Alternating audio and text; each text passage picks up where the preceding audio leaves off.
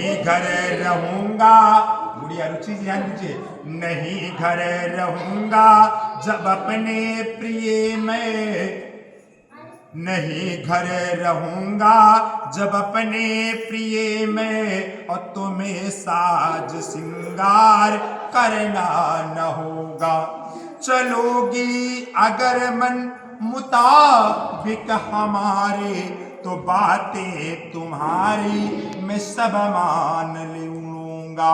इन्हें श्रृंगार करना है तो मेरे लिए मैं जिस प्रकार से आपको स्वीकार कर रहा हूं उस प्रकार से आप मुझको स्वीकार करेंगे। ऐसा नहीं है कि हम तुमसे जी जान से प्रेम करते हैं और आप मुझसे जी जान से प्रेम ना करो। यानी जितना मैं आपसे प्रेम करता हूं उस तरह आप भी मुझसे प्रेम करो। बोलो ओम स्वस्ति। तेज से बोलिए गुड़िया। हाँ, दूसरा वाक्य इनका, विष्णु अग्नि हमारे तुम्हारे है साक्षी।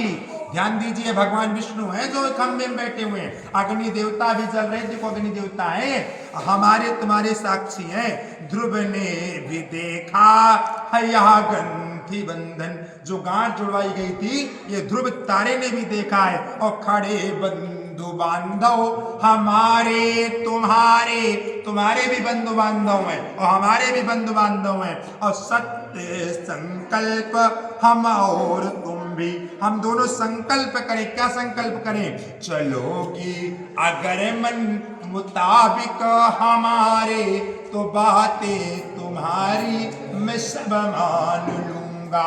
यानी आप मेरे मन के मुताबिक चलोगी तो मैं बातें आपकी मान लूंगा। बोलो ओम स्वस्ति। इससे बोलो भाई।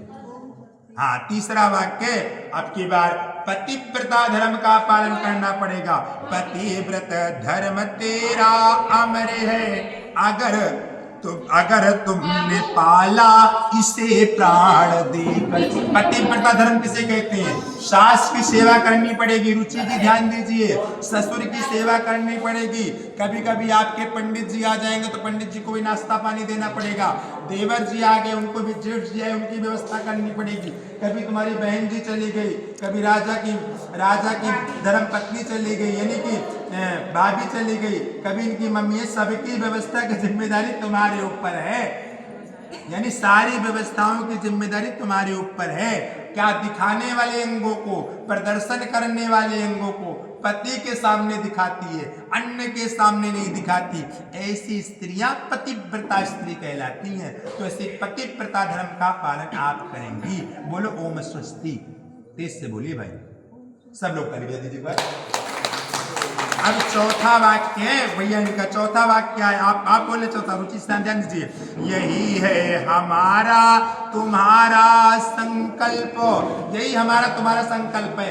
और पांचवें वाक्य में इन्होंने बहुत ऊंची बात कही, यानी आपका हमारा प्रेम है और हमारा घर, आपका घर दूर भी नहीं हो सकता है, कहीं दूर भी हो तो आप बिना बताए अपने घर भी नहीं जाएंगे। 3 दिन है, आप दीपावली हुआ, आप भैया दूज हुआ, आप रक्षाबंधन हुआ, बिना बताए अपने घर जा सकती 1 दिन के लिए, क्योंकि मैं तुम्हारे बिना एक पल नहीं रह सकता। तुमसे हमारा विवाह हो रहा है तो हम तुम्हारे साथ रहना चाहते हैं। इसलिए कदाप आप हमें बिना हमसे पूछे कि आप अपने घर भी जाएं तो 1 घंटे के लिए, 2 घंटे के लिए, 1 दिन के लिए, 2 दिन के लिए, इसके ऊपर आप अपने घर भी नहीं जाएंगी।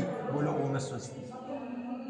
अच्छा, 5वां वाक्य इनका लास्ट वाक्य वही है, आपसे जो छोटी लड़की, छोटा भाई होगा, आपसे जो छोटा होगा उसको भाई की दृष्टि से देखेंगे। छोटा भाई लड़का है आपका, और जो आपके बराबर का है वो आपके भाई के समान है। जो आपसे बड़ा है वो आपके बड़े भाई या आपके बड़े भाई या पिता के तुल्य, पिता के समान है। आप ऐसी व्यवस्थाओं पर ध्यान देंगे। बोलो ओम स्वस्ति। इससे बोलिए भाई, एक बार ताली बजा दीजिए लास्ट। चलिए अब आप पाँव यहाँ लगा